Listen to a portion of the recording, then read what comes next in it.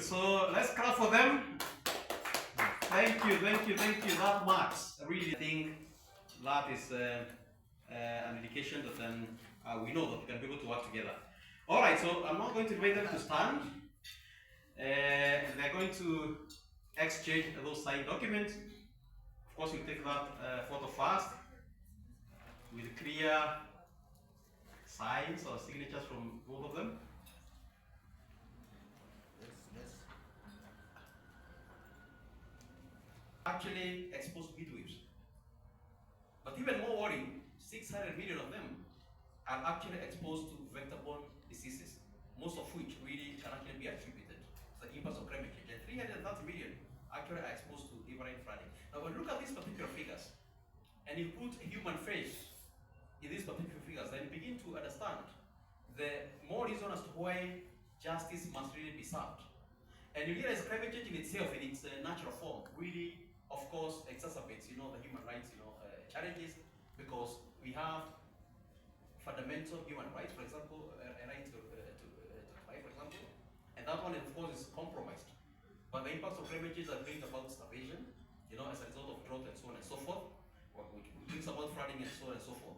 But it's important also to think about 4 cardinal principles when it comes now to agitating for these particular rights. And one of them, of course, being the cardinal principle of non-discrimination. You realize that, and it's common knowledge now, that those who are contributing more to the impacts are perhaps the ones that are suffering less. Pretty much because their adaptive capacity, is much higher.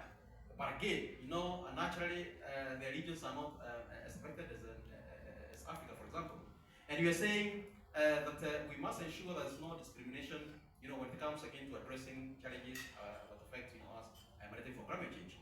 We heard from Edith here that even some of the proposed solutions, to probably solve this challenge of climate change, the carbon markets, which of course we are calling for solution, in itself is exacerbating discrimination, among the people. The marginalized communities, the indigenous communities, sometimes have got no access to their land simply because a certain carbon project has been mounted in that particular region. And recently, we saw what happened in several countries, including Liberia, Tanzania, and the others, where around 80 million hectares have already been committed to carbon credits. And somebody should ask you how much investment goes to it, and again, how much are you likely to live, from there. But having mentioned that, I think it's about time that we all join forces. Think about this story of this big elephant in the room, and 6 brave men, and all of them had to describe this elephant. So whoever touches probably the leg of that particular elephant would think that an elephant is just such a big pillar. Whoever touches the tail would actually probably think it's a very small stream. And whoever touches, of course, the ear would actually think that an elephant is more or less like a blanket and so on and so forth. But I think if we combine all those perspectives, because climate change, like my colleague Philip indicated, is no longer a environmental issue. It's an issue that really cuts across the entire human, development spectrum. And I think it's important that we look at all the sectors, and I think it's about time now to actually think about the issues of role and how role can actually be able to support us in calling, for justice, and justice most importantly, for the communities at front line and those impacted mostly. Now, PACJA has already developed a guide, which will probably be published very soon, about children's rights and climate change, especially considering that that's a constituency that is mostly impacted. But again, we have an initiative that we are running, which we call African Activists on Climate Justice, and pathway 3 of that initiative is really about strengthening human rights framework. And I think that becomes an ending point where we can be able to work together with NANRI, we can be able together with the National Human Rights Commission, we can be able to work together with Amnesty International and other like-minded institutions, including the judiciary and the alliance, so that we can be able to work together, like Rosemary indicated, that we need really to build a formidable force, a critical mass that can be able to push for justice. Thank you. Wonderful, wonderful, awesome. I think I would not even want to repeat what you have said. I cannot paraphrase. I will not attempt to do that. You've really articulated that very well, and I think that should be now a bridge to maybe moving on to our colleague, Mr. Mwangi. What Charles has reiterated is the fact that justice must be served. We have those that have caused the problem. We have those that are being impacted by this problem. And the courts are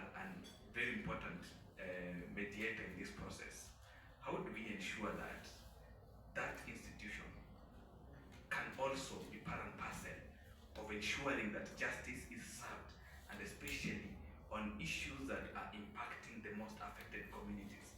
So how do you see that institution and basically the justice system itself enhancing access to justice, and especially for the poor and marginalized communities who are likely affected by the issues of climate change and environmental degradation, so to speak?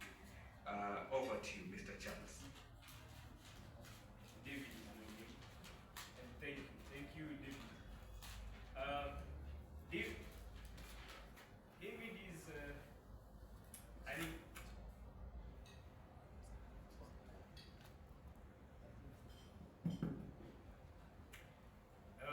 David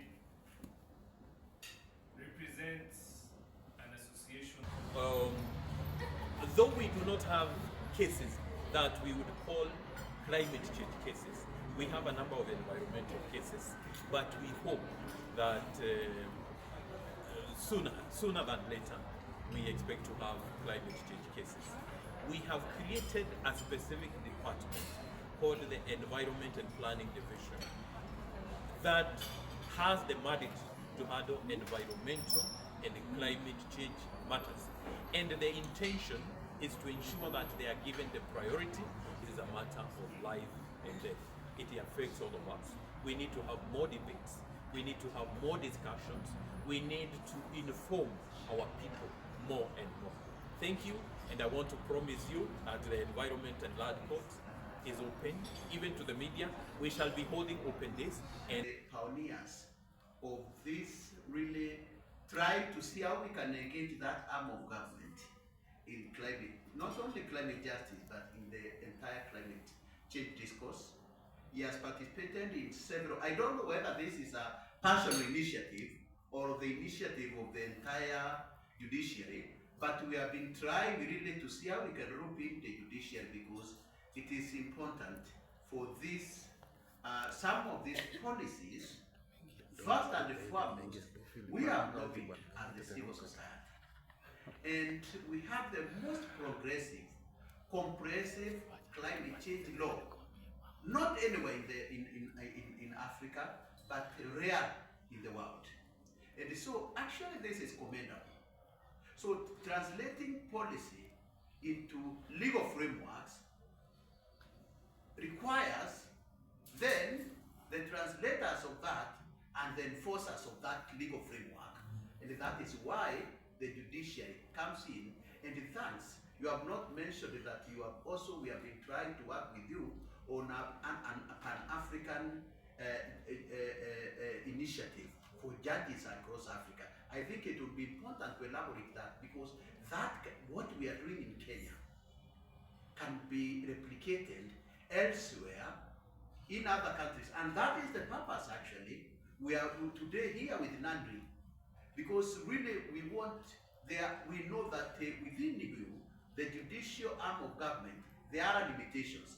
But working with Nandri, working with organizations like Amnesty International, and bringing other progressive, change makers, then we can be able to change the fortunes for Africa, so that we are not going to be having Judith every time lamenting that things are not working.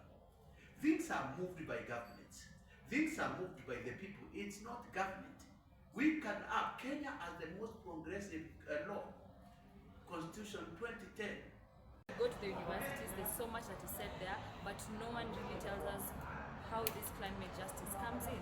And now the issue of human rights, the moment it's brought in, it really adds weight to the topic.